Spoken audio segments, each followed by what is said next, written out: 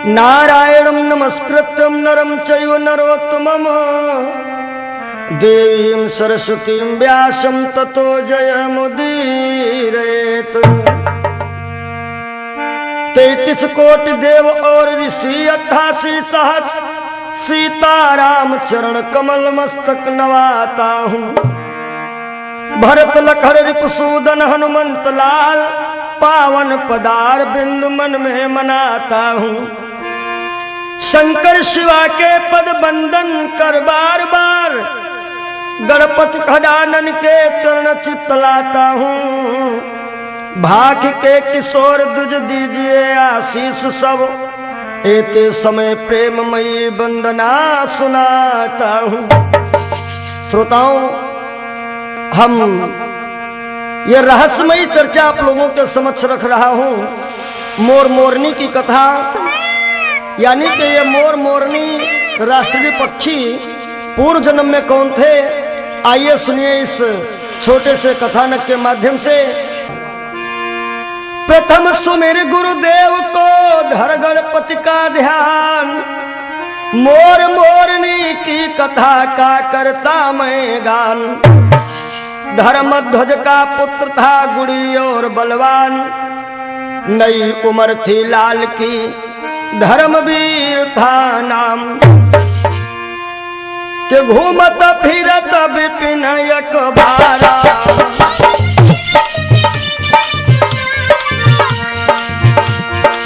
घूमत फिरत विपिन एक बारा। ये धर्मवीर नाम का लड़का जो है एक बार एक विपिन में घूमने के लिए जाता है, जहां पर एक माता रानी का विशाल मंदिर बना हुआ है और उस मंदिर के सामने एक बड़ी सुंदर कन्या बैठी है, माता रानी का गुणगान कर रही है। आज धर्मवीर ने जब उस लड़की को देखा तो धर्मवीर का मन जो है उस लड़की की तरफ खिंच जाता है। होता क्या है, घूमत फिरत विपिन एक बारा,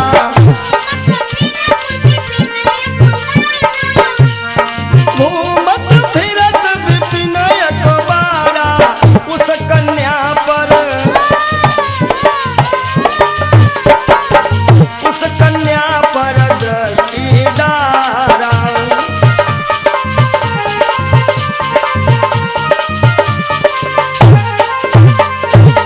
आज धर्मवीर जब उस लड़की को देखता है उसके ऊपर इतना आसक्त होता है, काहे के जिस चंद्रवती की चंद्र घटा चांद को चकित कर जाती थी, जिस चंद्रवती की चंद्र घटा चांद को चकित कर जाती थी, मानो मुख की उजली शोभा विजली का मान घटाती थी।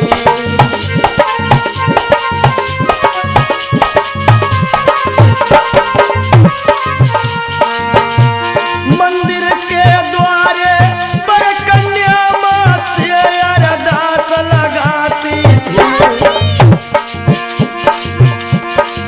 और विनती करती थी, बार बार यह गीत मनोहर गाती थी।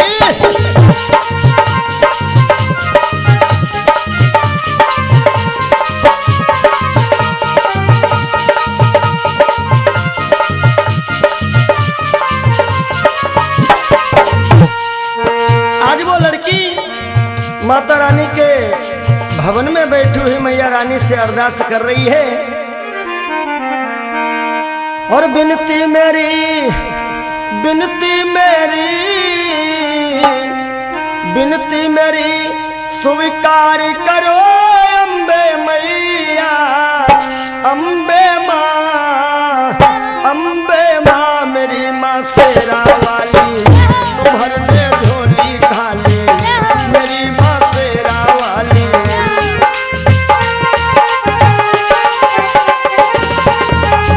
मोरे मनोरथ जानहुनी के बसहु सदा उर सब ही के।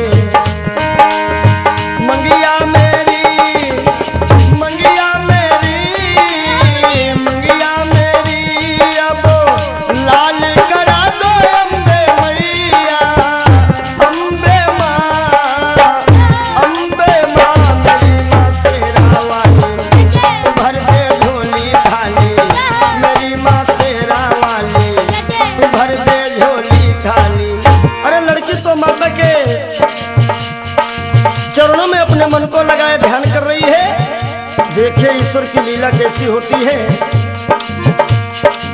ईश्वर ने यह खेल रचाया,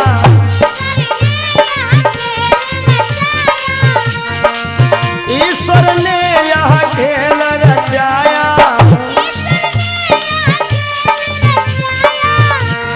भैया राम जी, ईश्वर ने ये खेल रचाया, लड़के का मन,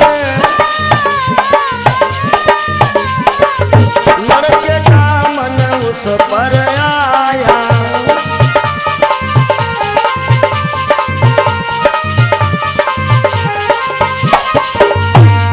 हालांकि लड़का तो अनजान है, कोई परिचय नहीं है लड़की से, लेकिन आज उस लड़की से इस लड़के को इतना प्रेम हो गया है। और भैया प्रेम की बात तो आप लोग जानते ही हैं। प्रेम की बात जमाने से निराली देखी, प्रेम से प्रेम की फलती हुई डाली देखी। प्रेम ही पैर की दीवार बना देता है,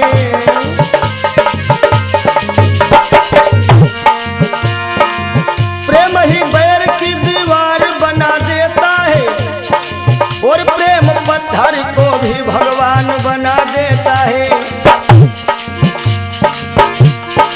क्योंकि बताया गया है, भूख न जाने जूठा भात, नींद न जाने टूटी घाट।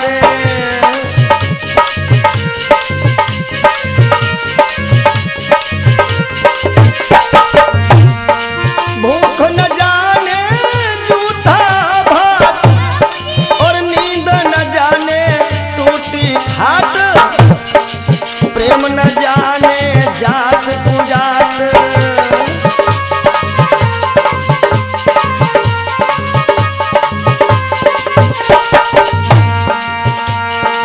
धर्मवीर की मति बोराई, माता से यह तेर लगाई।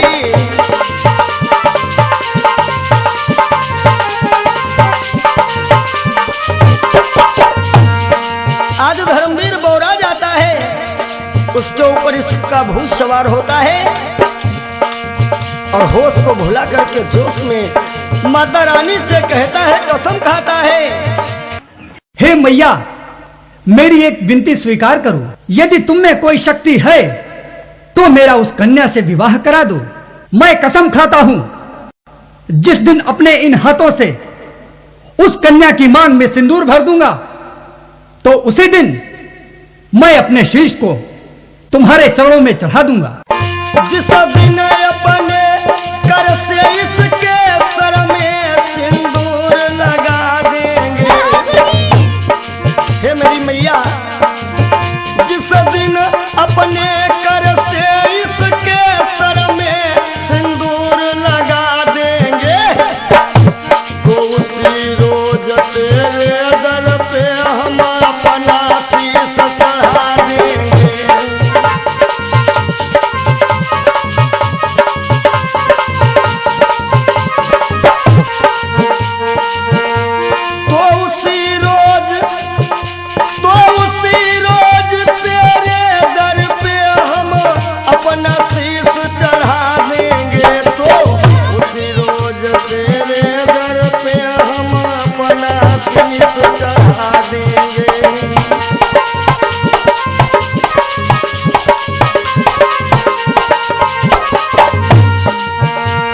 आज इतना कह करके ये लड़का जो रहा अपने घर चला आता है। और मित्रों याद रखें कि 24 घंटे में एक बार सरस्वती सबकी जबान पर आती है, यानी कि इससे ये हम आप लोगों को ज्ञान मिलता है कि जब भी बोले थोड़ा सोच विचार करके बोलें। आज धर्मवीर अपने बाप के सामने आया और बेहाल बैठा हुआ है। धर्मध्वज कह रहा, बेटा धर्मवीर बड़ा उदास बैठे हो, बात क्या है? धर्मवीर रोने लगा, पिताश्री मैं विवाह करूंगा तो उसी लड़की के साथ में करूंगा, नहीं तो मैं आत्महत्या कर लूंगा। आज धर्मवीर का पिता धर्मध्वज बड़ा बेचैन होता है कि धर्मध्वज कन्या घर आए,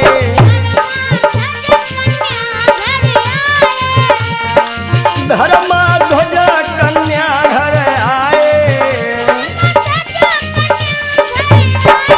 जय भैया, धर्मध्वज कन्या घर आए, लगन शोधे, लगन शोधे शादी करवाए।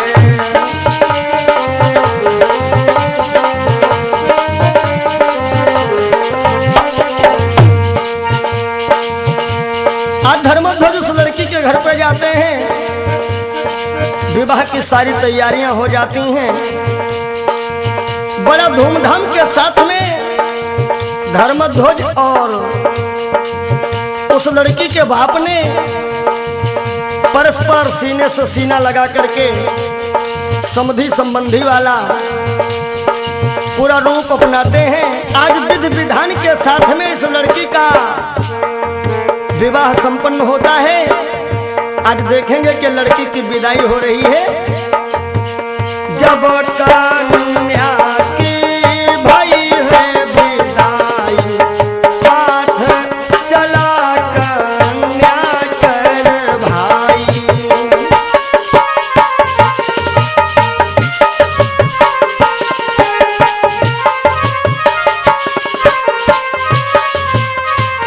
आज ये लड़की की विदाई हुई, लड़की का भाई भी साथ में चलने लगा।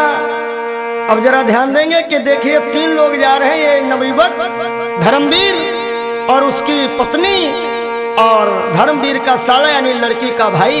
होता क्या है कि माता का मंदिर नियर आया,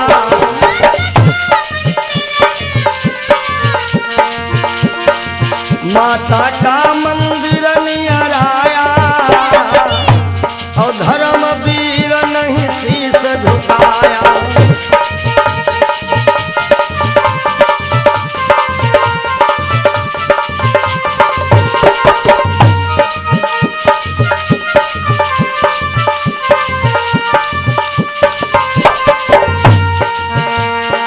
माता रानी ने विचार किया कि मैंने इसकी मुराद तो पूरी कर दी है, लेकिन ये तो हमें भूल करके और जा रहा है। सर काटना तो अलग रखो, सर झुकाने भी नहीं आ रहा है। क्योंकि ऐसा होता है ना, हरे राजा जोगी अग्नि जल इनकी उलटी रीति, राजा जोगी अग्नि जल इनकी उल्टी रीति यानी मतलब निकल गया, पहचानते नहीं। आज माता ने विचार किया कि हो सकता है धर्मवीर ने अपनी पत्नी का भी मुंह नहीं देखा है, क्योंकि लंबे घूंघट में थी ना। अब क्या हुआ, माता रानी ने ऐसा अपना प्रदर्शन दिखाया, बड़े जोर से एक हवा का झोंका आ गया, घट उलट गया, घूंघट पलटा, देखा गजगामिनी बैठी है। धर्मवीर ने देखा कि दुर्गा माँ के मंदिर वाली ये सुंदर कन्या बैठी है।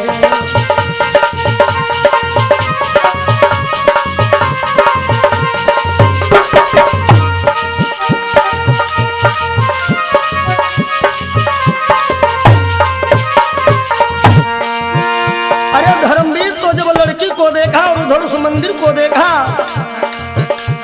विचार करता है ये वही मंदिर है और ये वही लड़की है।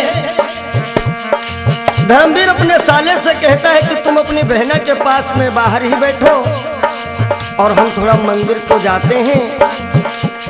धर्मवीर मन में घबराया, भैया राम जी, धर्मवीर मन में घबराया,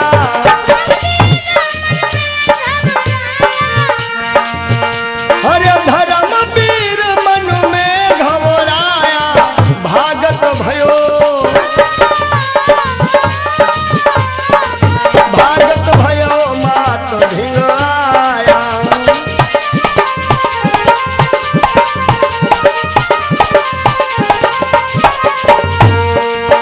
आज धर्मवीर माता के सानिध्य में आया और कहने लगा, मैया भाई ये शादी विवाह तो किस्मती खेल है और हमारी किस्मत में वो लड़की थी तो हमें मिल गई, अब मैं शीश तो चढ़ाऊंगा नहीं।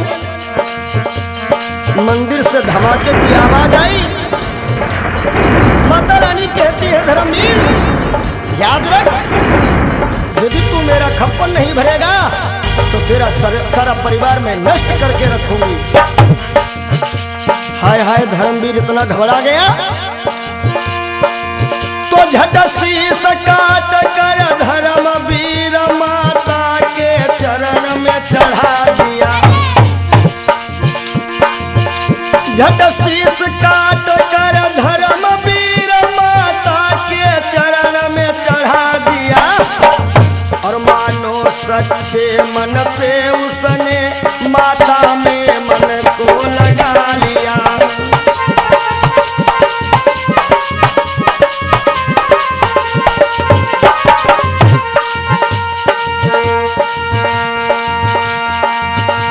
वीर की कैसी लाचारी, भैया राम जी, वीर की कैसी लाचारी,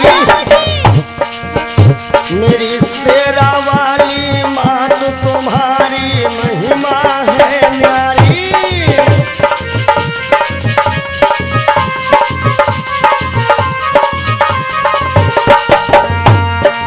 महिमा है न्यारी कि मैया महिमा है न्यारी, मेरी मेहरा वाली मात तुम्हारी महिमा है न्यारी।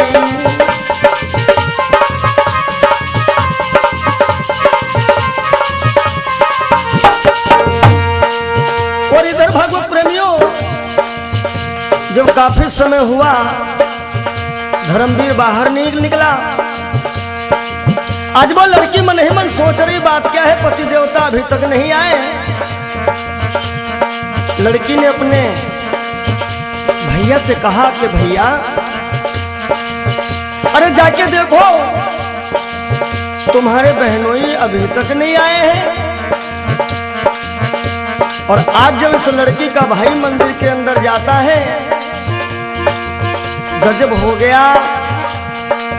तब कन्या ने भाई भेजा, देख खून फट गया कलेजा।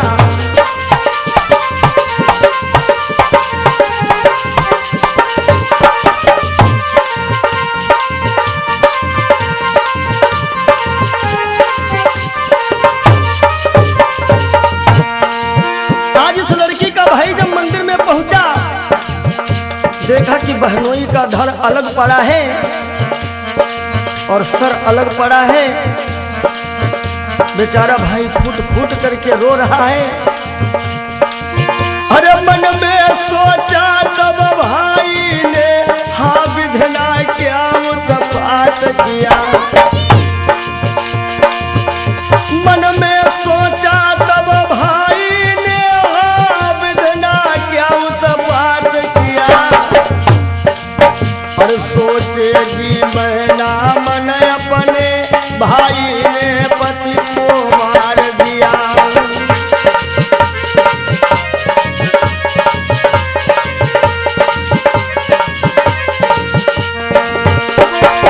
आज विचार करने लगा ये धर्मवीर का साला कि यदि मंदिर के बाहर मैं निकल रहा हूं तो बहना कहेगी कि तुमने ही अपने बहनोई का कत्ल कर दिया है।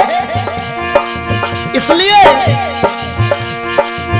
कि तलवार उठाकर भाई ने अपने भी शीश को काट दिया। वाह रे माता रानी तेरी लीला। तलवार उठाकर भाई ने अपने भी शीश को काट दिया।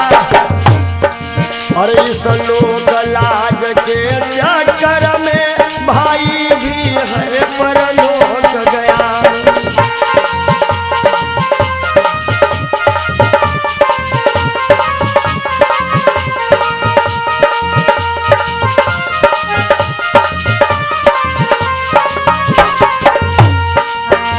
और जब भैया भी मर जाता है, लड़की ने देखा कि मंदिर के बाहर खून की बड़ी विकराल धार निकली। हाय हाय, लड़की घबराई और दौड़ती ही माँ के मंदिर में पहुंची, जहां पर 2 लाशें पड़ी हुई हैं। दोनों लाशों को देख करके कन्या फूट फूट करके विलाप कर रही है, रो रही कि हे मेरी मैया। माँ, हमने प्रत्येक नवरात्र आपका व्रत किया, पूजन किया, और आपने उसका फल हमको ये दिया। अरे आप तो सतियों के सत को संवारती हो, लेकिन हमें आज पता चला कि आप सतियों के सत को बिगाड़ती भी हो। अरे मेरी मैया सुनो। और जहि दिन होत सुहागन नारी,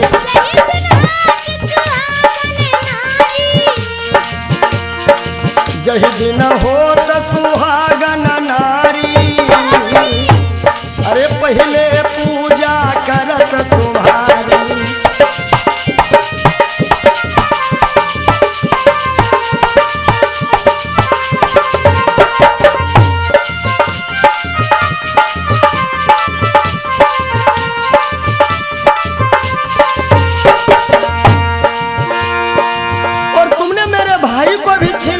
पति को भी छीन लिया। मैया, बिना पति के मेरा जीवन जीना तो बार बार धिक्कार है, क्योंकि एक पत्नी के लिए पति क्या है सुनिए जरा। अरे पति तन मन धन पति श्रृंगारा, भैया राम जी, पति तन मन धन पति श्रृंगारा, पति पत्नी जीवन आधारा,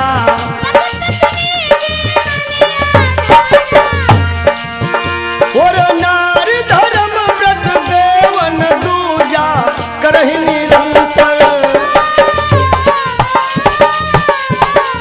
करहि निरंतर पति पद पूजा।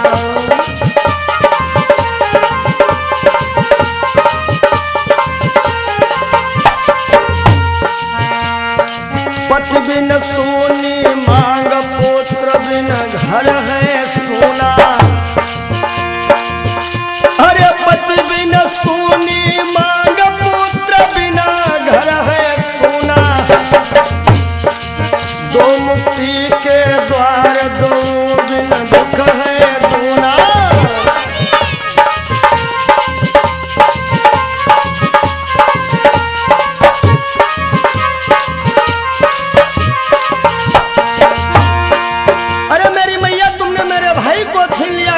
भाई था और मेरे पति को भी छीन लिया है,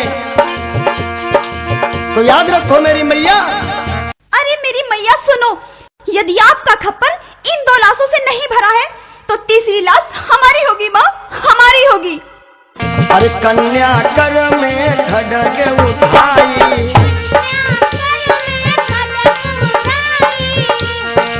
और कन्या कर में खड्ग उठाई,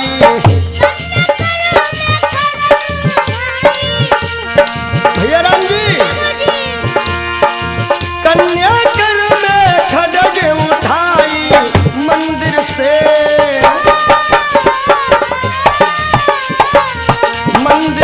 प्रगति तब माई।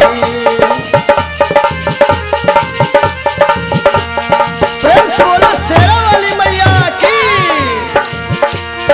बोलो साचे दरबार की। कन्या कर में खड्ग उठाई, मंदिर से प्रगति तब माई।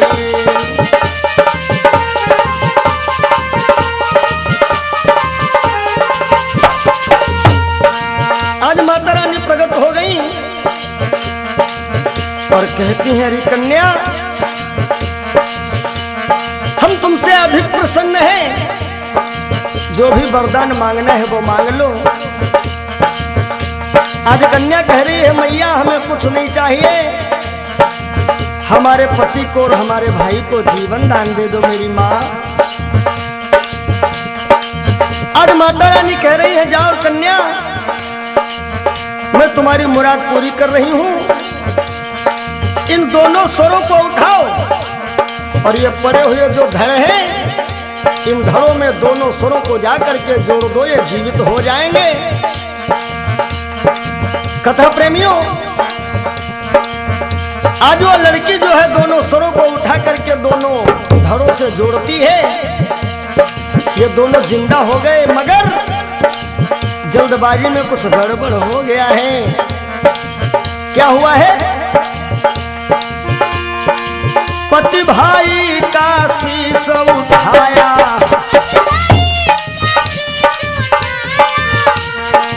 पति भाई का शीश उठाया, धड़ों से जाकर जब ही मिलाया।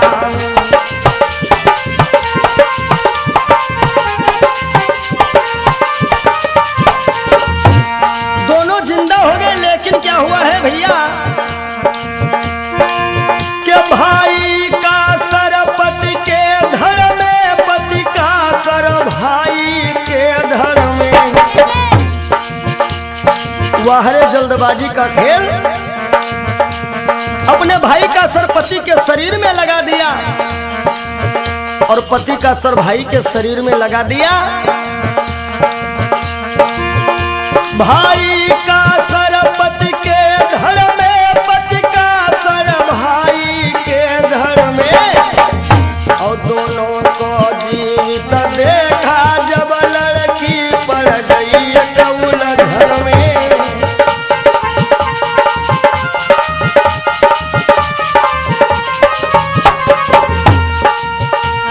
अब जब ये दोनों जिंदा हो गए, लड़की तो उलझन में पड़ गई, दो में से किसके साथ में जाऊं जो कि सती भी हो सकूं और पुत्रवती भी हो सकूं,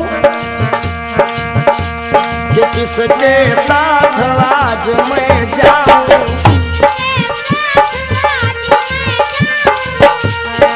कन्या विद्वानों से प्रश्न कर रही है, पूछ रही है, किसके साथ आज मैं जाऊं, किसके साथ आज मैं जाऊं,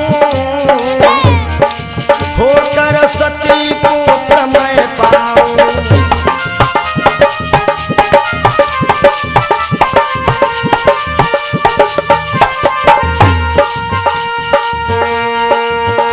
जब इस लड़की को कोई उचित सलाह देने वाला नहीं मिलता है, तो आज ये लड़की माता रानी के मंदिर में आकर के और पुनः मैया रानी से प्रार्थना करती कि हे मेरी मैया, कि दुश्मन है सारा जमाना, हे अम्बे मैया हमें ना भुलाना। दुश्मन है सारा जमाना, हे अम्बे मैया हमें ना भुलाना।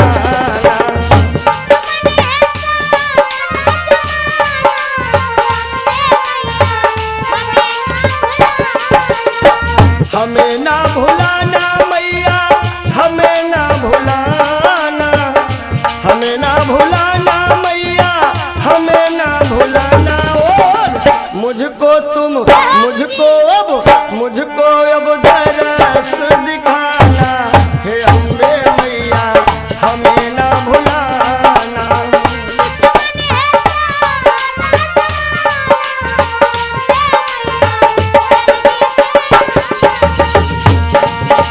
और हे मेरी मैया, अपने सारे हो गए पराए, क्योंकि बनी के चेहरे पे लाखों निशान होते हैं, और जब बनी बिगड़ जाती है तो दुश्मन हजार होते हैं। अपने सारे हो गए पराए, कोई नहीं मैया प्यार जताए, कोई नहीं मैया प्यार जताए। अब मेरा दुखड़ा मिटाना, हे अम्बे मैया जल्दी से आना।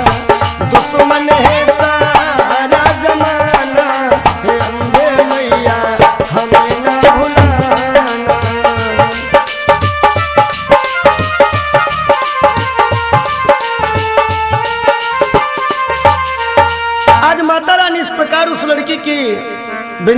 सुनती हैं आज प्रसन्न हो गई। और माता रानी बड़ा सुंदर सा रास्ता दिखाया है। कैसे कि तब माता ने राह दिखाई, तब माता ने राह दिखाई, तब माता ने राह बताई, सर के साथ, सर के साथ सती हो जाए।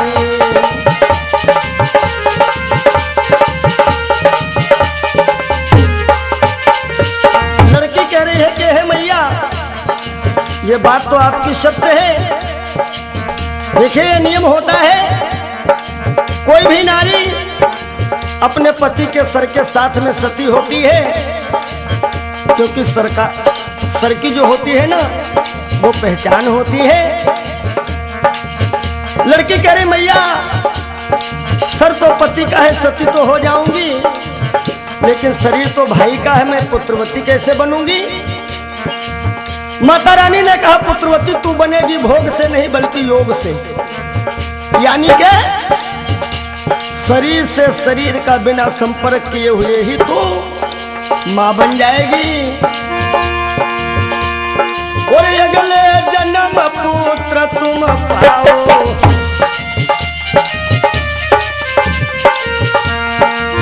अगले जन्म पुत्र तुम पाओ, और दुनिया को कुछ योग सिखाओ।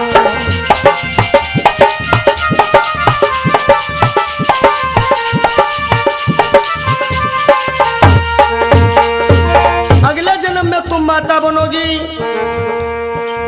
मेरे कथा प्रेमियों श्रोताओं, उस लड़की ने और धर्मवीर ने अपने उस चोले को छोड़ दिया, और वही दोनों अगले जन्म में क्या होते हैं कि माता दुर्गा की कृपा से चितचोर हो गए। माता दुर्गा की कृपा से और चितचोर हो गए।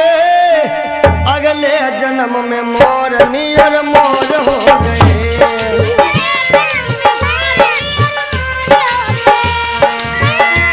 माँ दुर्गा की कृपा से चितचोर हो गए। अगले जन्म में मोर नियर मोर हो गए। हाय मोर हो गए।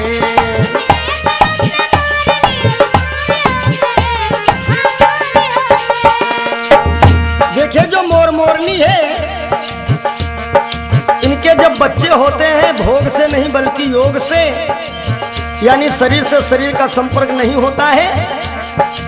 इसीलिए भगवान श्याम सुंदर मुरली मनोहर, इनके मुकुट में मोर का पंख लगा हुआ है।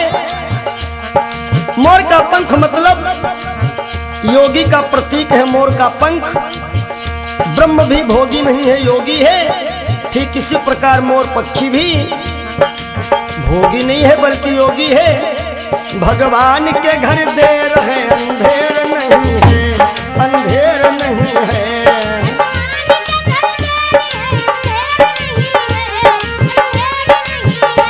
अंधेर नहीं है, अंधेर नहीं है, अंधेर नहीं है, अंधेर नहीं है। अगले